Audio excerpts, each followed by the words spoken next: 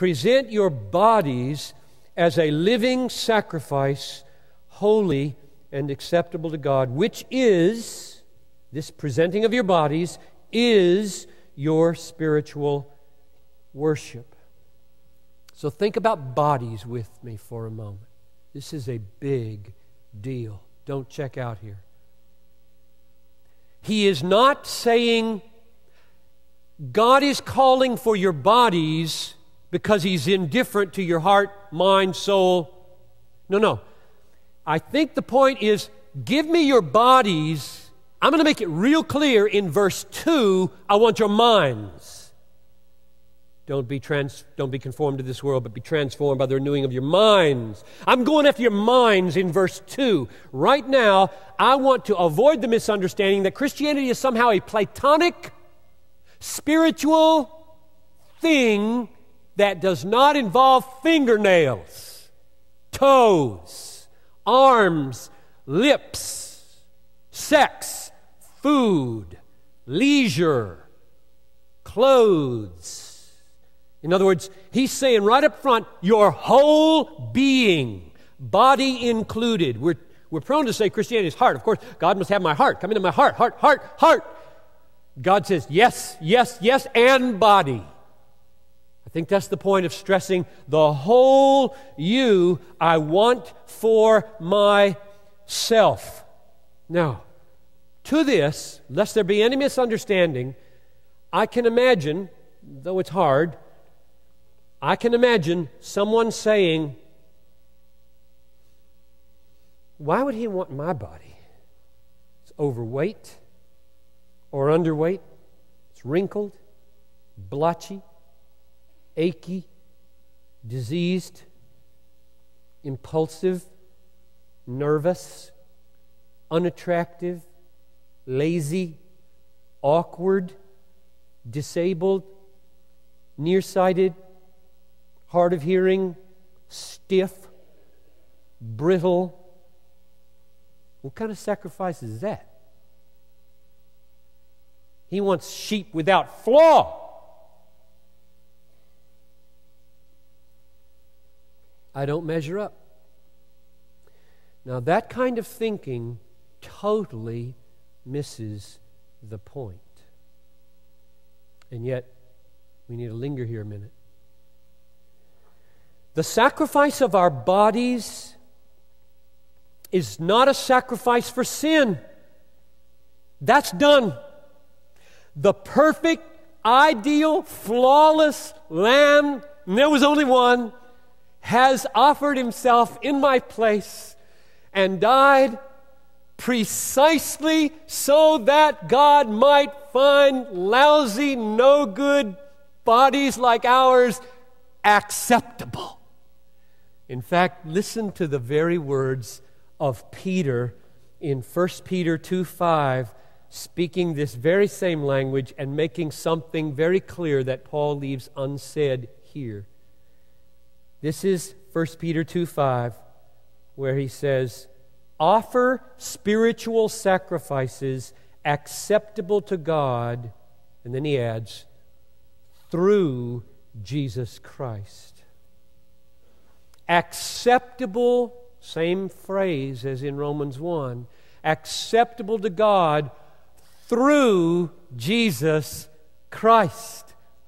So this body that we have to offer up, imperfect as it is acceptable as an offering through the perfect body, the perfect Lamb, Jesus Christ. There's another way this response misses the point.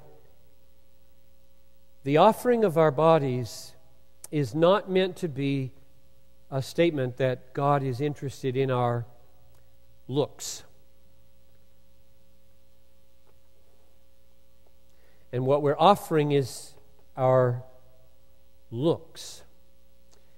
That is not what Paul means. When Paul says, I want your bodies, God wants your bodies, he means, I want your behavior. I want what you do with your hands, what you do with your feet, what you do with your lips and your tongue, your ear, your eyes, your sexuality. I want your behavior as mine.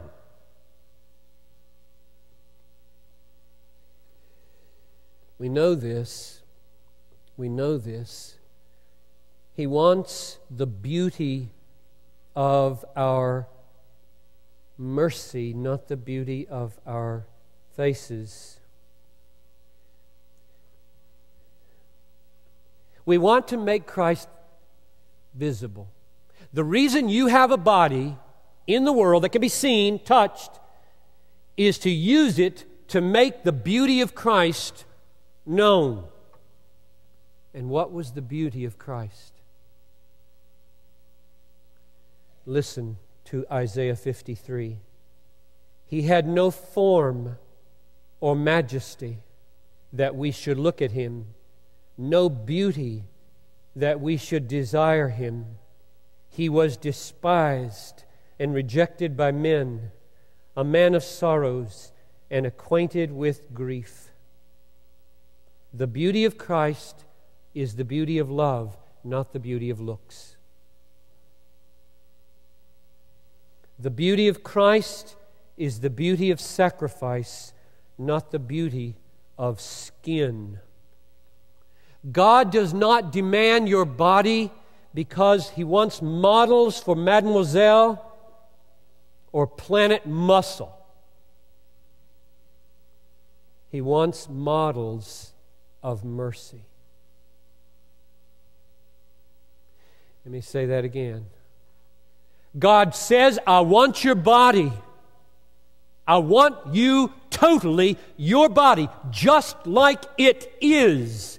I want your body not as a model for Mademoiselle or Planet Muscle, but as a model of mercy, whatever its shape. That's the beauty to which I look. You find this all over the Bible.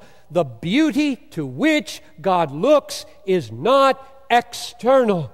It is the beauty of love. It's the beauty of mercy. It's the beauty of patience and kindness and meekness and joy and self-control. You can be big or little, tall or short, bad complexion, good complexion, hair falling out or hair staying in. You can be any kind of body and be absolutely gorgeous morally as the Spirit brings you into conformity with Jesus. Oh, that we could get this embedded in our young women and increasingly young men, because I do believe with all my heart, if we could embed this truth early on in our girls and boys, then the massive difficulties that we're having with eating disorders would have at least a partial antidote. If we could just breed into our little ones and then model for them, parents, how you dress and how you think about the body, and help them to monitor what they're watching and doing, and then just drive it in day after day, day after day. There is one beauty that God cares about. Do we love each other? Are we merciful? I can probably name 3 to 5 girls from my high school senior class of 300. And Cheryl is one of them. Because Cheryl was probably the heaviest girl in the class and the happiest and kindest, most patient person in the school. Perhaps had her own private pain. And I've learned long ago to be slow to judge the book by its cover. There are dynamics you know nothing of in people's lives. And I learned early on that there's a beauty that goes way beyond the external. You have a body for a purpose, and the purpose is not to be a Britney Spears or a Mr. World. It is to be merciful with your hands and your face and your lips and your feet.